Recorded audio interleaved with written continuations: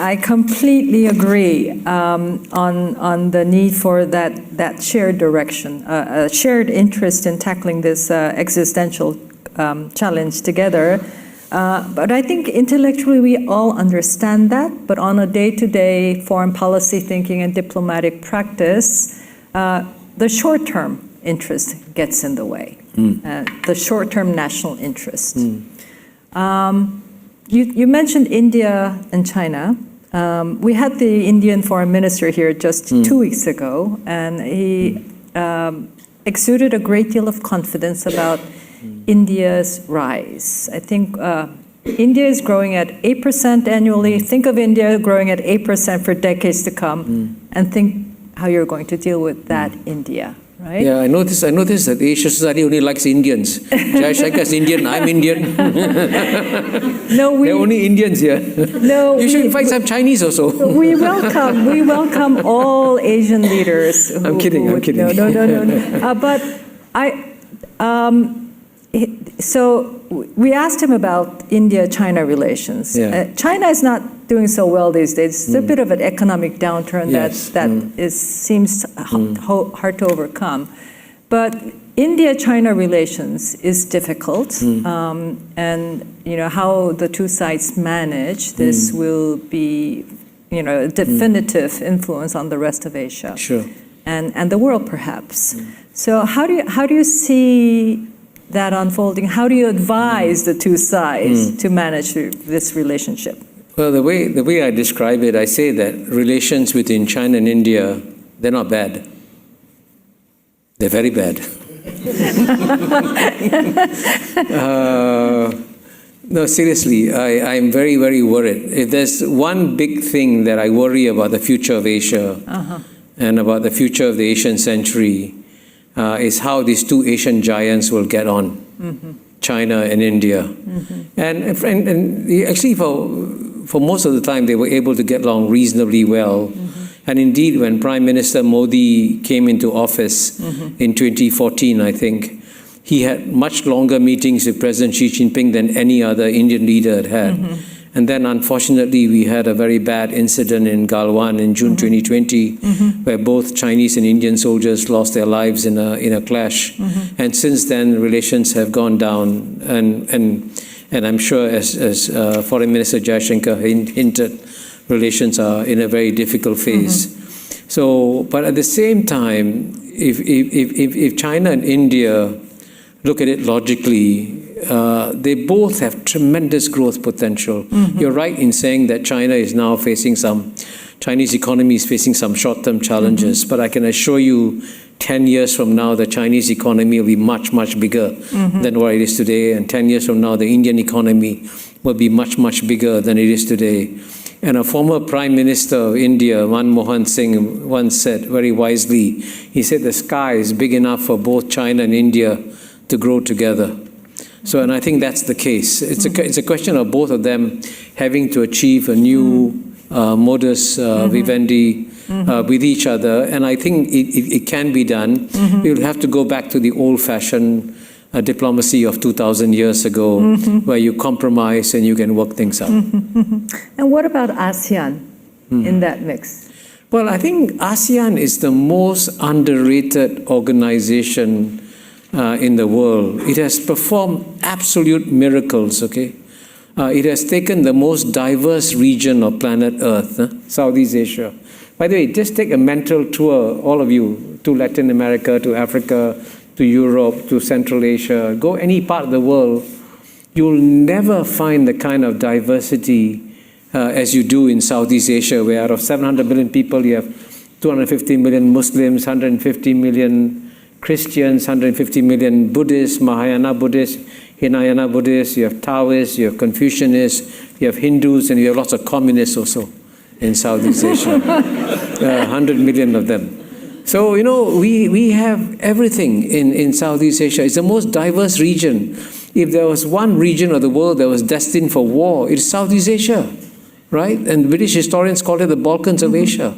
But guess what? We've had, since 1967, the creation of ASEAN, we've had peace and prosperity.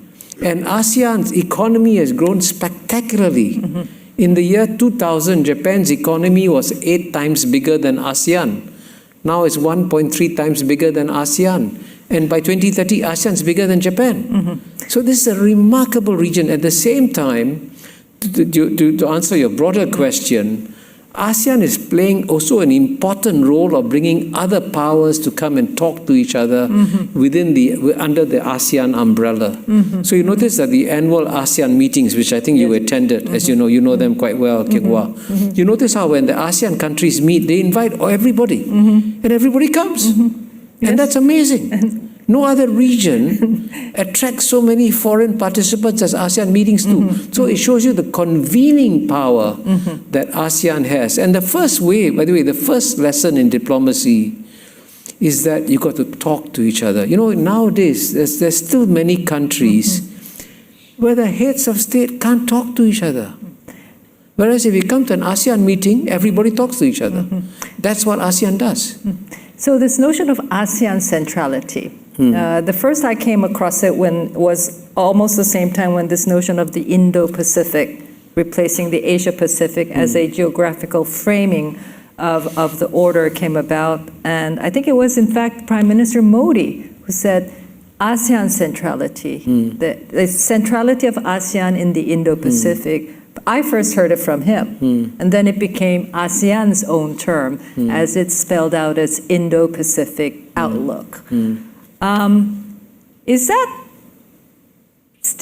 more of the aspirational side of it? And I think it would be great for that centrality to have the strongest substance it can have in terms of the internal solidarity and togetherness. But there is a great deal of difference, economic difference, political difference within the 10 ASEAN countries, and now to be 11 to include East Timor. Yes. So how do you then internally deal with the diversity, the huge gaps, for example, in terms of the economic conditions of the countries? You're right. ASEAN is the most diverse regional organization. And in fact, if there's one regional organization where members should be squabbling with each other, it should be ASEAN.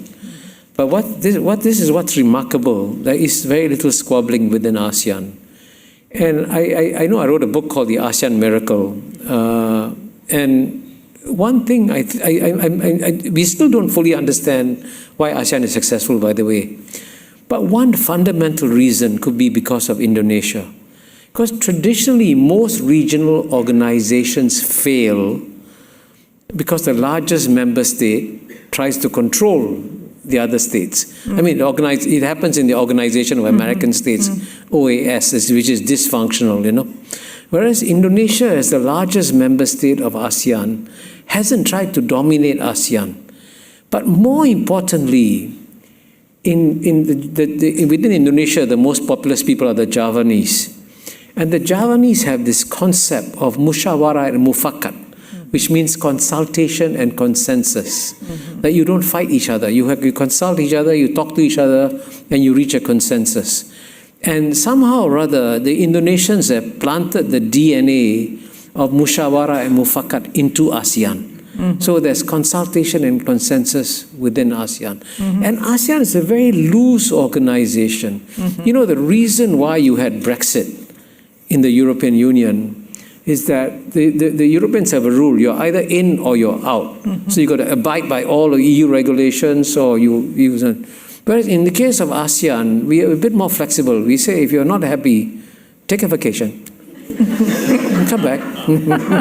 So, we have this ASEAN minus X principle. So if you cannot all agree, okay, maybe 7 of us agree, the 3 of you take your time. When you're ready, you can come and join us. So that kind of looseness and flexibility. So the European Union was wise. They should have given UK a vacation. and sure enough, the British people now deeply regret the decision. But because they're so rigid and legalistic, they cannot come back in. Yes. So this is where ASEAN can teach Europe some lessons.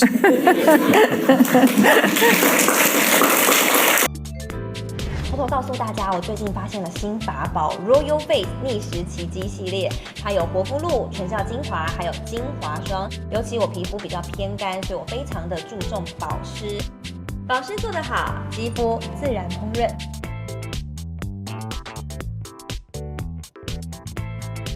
提亮肤色更年轻，抚平皱纹超有感，而且气色变好，用心保养，每天都更美一点。